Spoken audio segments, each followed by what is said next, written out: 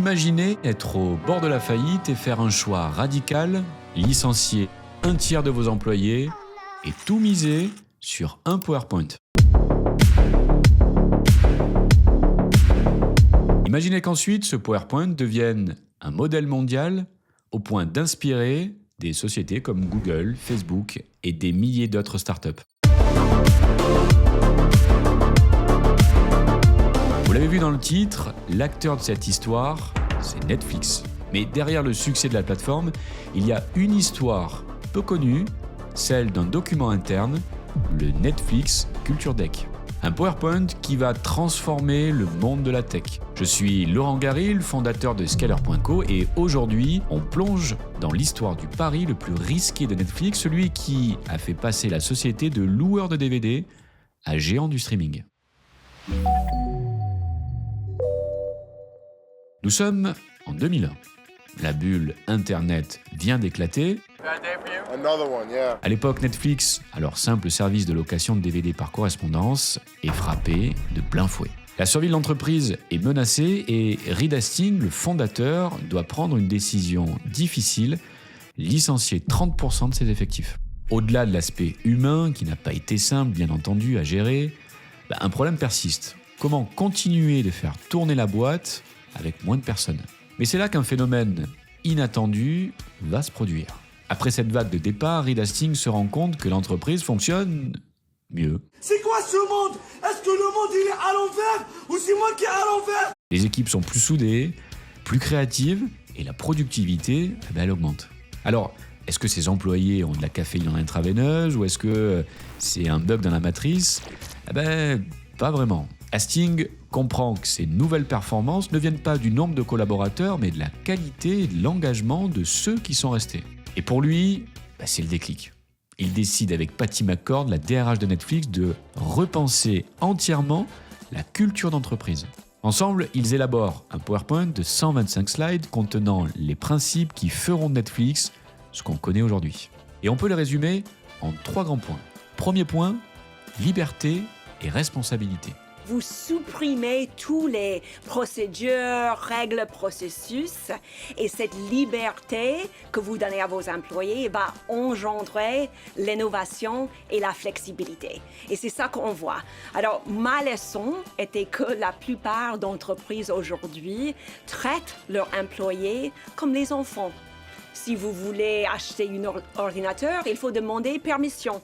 Si vous voulez commencer une nouvelle initiative ou prendre vacances, il faut demander l'accord. Mais Netflix, ils traitent leurs employés comme des adultes. L'équipe, elle est autonome, elle gère ses décisions et ses prises de risques, mais elle doit assumer les conséquences de ses choix. Deuxième point, on n'engage que des high players. L'idée est que vous engagez que les meilleurs entre employés, salariés, que les extraordinaires. On n'engage que des génies, une manière d'esquiver la médiocrité. Et enfin, troisième point, pas de place pour les compromis sur la performance. Ne prendre que des décisions tranchées, sans entre-deux, et pour le résultat, ça passe ou ça casse. Alors, en quoi ce doc n'est pas qu'un simple guide pour les RH? Il va beaucoup plus loin. Il exige de l'excellence, une franchise radicale et la capacité à se remettre en question en permanence. Avec ce nouveau modèle, ils font table rase de toutes les anciennes méthodes en place en interne. Les promotions à l'ancienneté disparaissent et la performance devient le seul critère de progression. I loved this. When I was reading this, man, I was like, this is good. This is actually what I want. And I really felt like that was a good reason to go and work at Netflix because if it's true, that means I'm going to really like who I'm working with. I'm working with people that are actually going to try. Like not kind of try, but actually try. Mais attention, car la culture Netflix n'est pas faite pour tout le monde. La sécurité de l'emploi clairement chez eux, vous pouvez l'oublier. En revanche, si vous êtes un profil autonome, prêt à endosser des responsabilités et que vous pouvez supporter la pression du résultat, faites passer un CV à Netflix et puis, sait-on jamais, peut-être que ça pourrait passer. Et en parlant de CV, avec ce nouveau document magique, comment Netflix recrute? Chaque candidat est évalué non seulement sur ses compétences, mais surtout sur leur alignement avec la culture de Netflix. Les entretiens sont exigeants, parfois même déroutant et la règle d'or, c'est si ce candidat ne fait pas progresser la moyenne de l'équipe, alors il ne sera pas recruté. Et pour attirer les meilleurs, Netflix propose des salaires au-dessus du marché, mais sans stock option ou avantages classiques. Il mise tout sur la performance immédiate et la liberté d'action des employés. Nos deux protagonistes instaurent aussi le fameux keeper test. Chaque manager doit se demander régulièrement pour chaque membre de son équipe si cette personne m'annonçait son départ, est-ce que je me battrais pour la garder ? Et si la réponse est non, alors il faut avoir le courage de s'en séparer, même si la personne est performante techniquement. Ça fait beaucoup là, non ? Ce climat de haute performance attire des talents exceptionnels, mais génère aussi un stress permanent.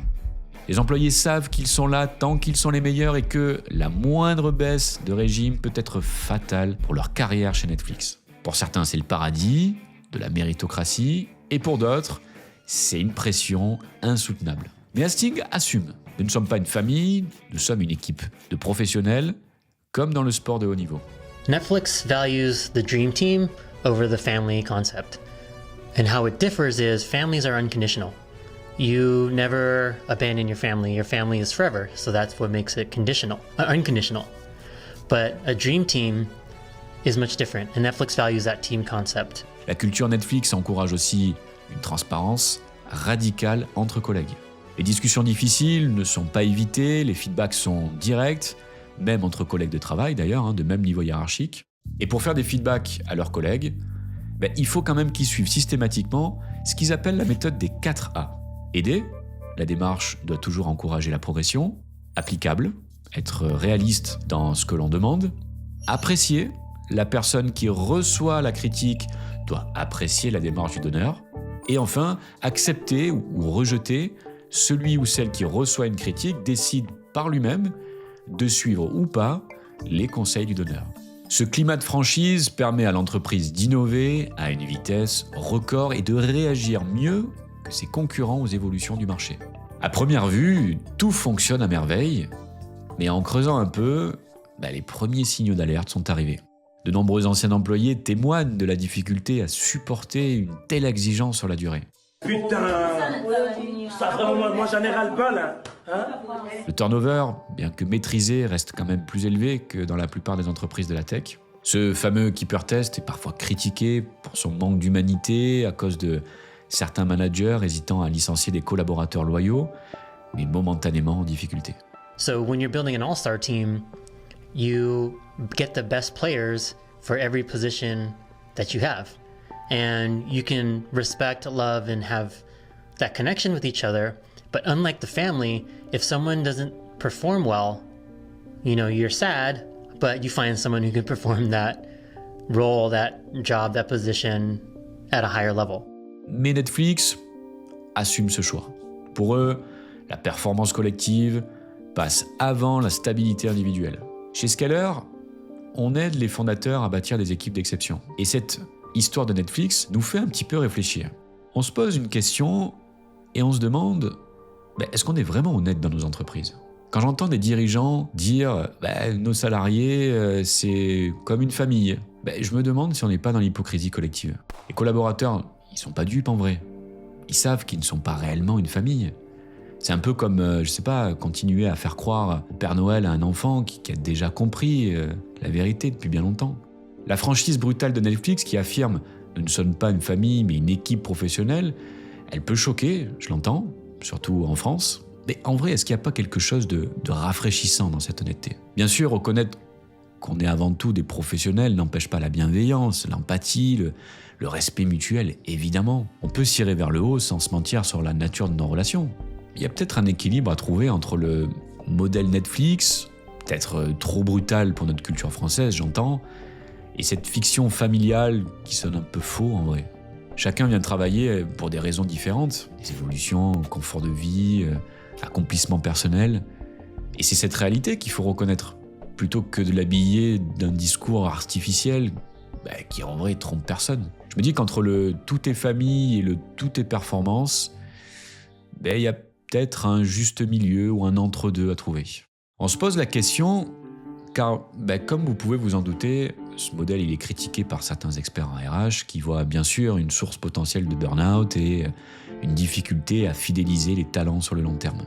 It's a little bit like a manipulative relationship, you know? If I were to leave right now, would you fight for me? If you wouldn't fight for me, you don't care about me. It sounds like you're being asked as an employee to not have self-confidence. What do you see in me? Where do I stand with you? You shouldn't have to be constantly wondering if your manager would fight for you or not. Like, at some point, you have to be independent and just realize that you're bringing value regardless of what other people think of you. Mais est-ce que Netflix, malgré tout, a fait machine arrière pour lisser leur image ?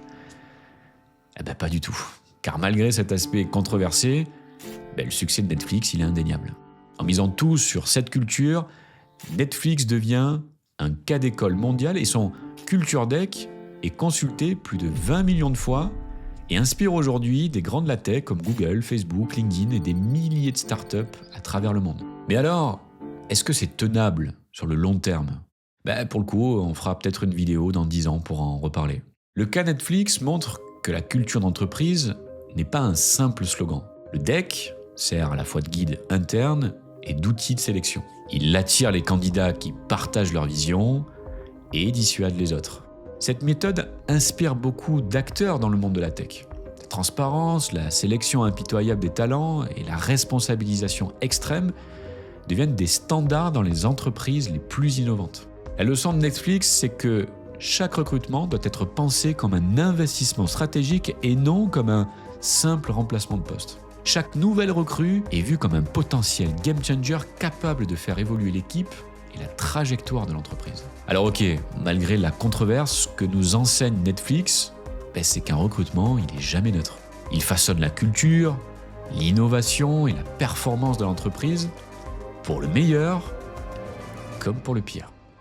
Chez Scaler, nous ne prétendons pas détenir la vérité sur le recrutement. Au contraire, nous insistons auprès de nos partenaires sur un point fondamental, à mon sens, c'est que le recrutement, c'est pas une science exacte avec des règles immuables. Ce que nous apportons, c'est clairement une invitation à réfléchir, à se questionner sur les modèles établis, comme celui de Netflix ou d'autres d'ailleurs. Ce qu'on vous encourage à faire, c'est justement à vous ouvrir à différentes inspirations, à provoquer des débats en interne constructifs, plutôt que d'adopter aveuglément des pratiques, aussi brillantes soient-elles bien sûr. Notre objectif, c'est vous pousser à vous demander si vous êtes en phase et à l'aise avec la culture que vous proposez. En plus du côté bien sûr rigoureux de notre méthode, mais aussi vous pousser à penser votre recrutement différemment. Votre culture d'entreprise, elle doit être un peu le reflet authentique de qui vous êtes, pas une copie de Netflix ou quiconque d'ailleurs. Donc mettez-vous à la place de vos collaborateurs. Et si vous étiez salarié de votre propre entreprise, quel jugement vous auriez sur votre culture ? Alors, si vous êtes dirigeant et que vous souhaitez faire du recrutement un levier stratégique, découvrez notre approche sur Scaler.co. C'était Laurent. À bientôt sur Scaler.